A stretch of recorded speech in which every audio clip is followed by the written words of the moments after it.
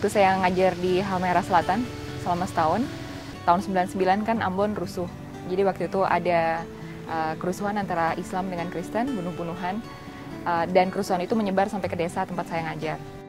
Murid-murid saya, meskipun mereka nggak pernah ketemu orang Kristen seumur hidupnya, mereka bisa dengan fasih bilang, Ibu Ayu hati-hati sama orang Kristen, nanti orang Kristen bisa bakar-bakar Ibu Ayu di rumah. Ini membuat saya sedih gitu ya, karena ternyata meskipun mereka tidak pernah ketemu orang Kristen seumur hidupnya, tapi ternyata kebencian itu diturunkan turun-temurun. Kemudian setelah saya kembali, saya ngobrol dengan beberapa teman.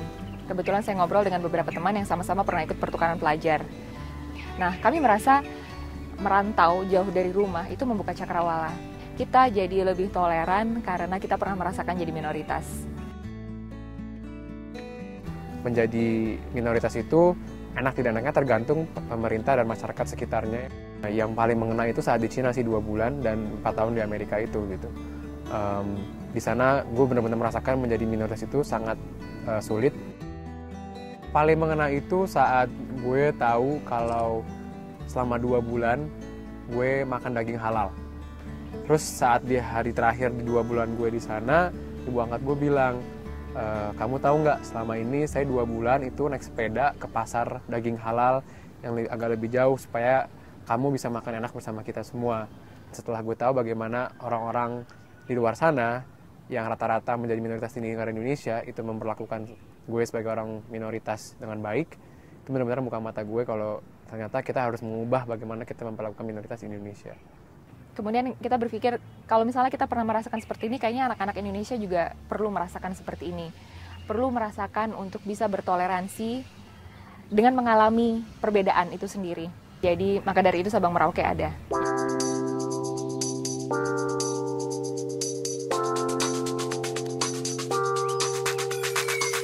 Jadi Sabang Merauke ini akronim dari 1000 anak bangsa merantau untuk kembali. Ide awalnya adalah anak-anak dari daerah-daerah di Indonesia akan datang ke Jakarta. Mereka merantau, selama di Jakarta mereka akan ada kegiatan dengan 3 pesan utama. Toleransi, pendidikan, dan keindonesiaan. Selama kurang lebih 2 minggu kurun waktu itu, kita sudah menyusun kurikulum.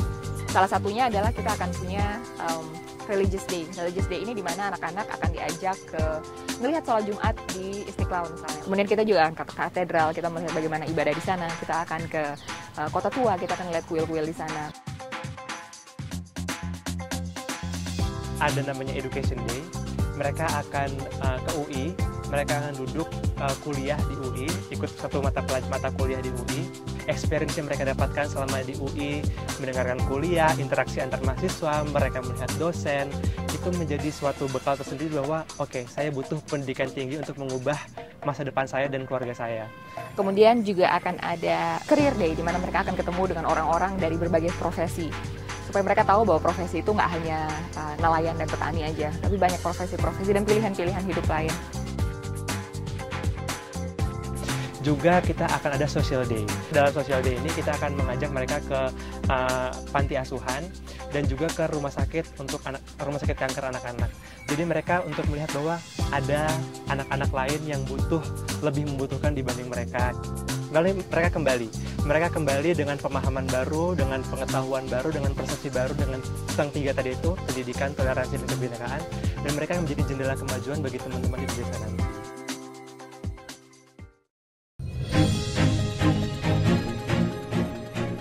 Seperti kita tahu, suatu gerakan itu tidak akan berhasil tanpa adanya donasi, selain juga dukungan dalam tenaga dan waktu.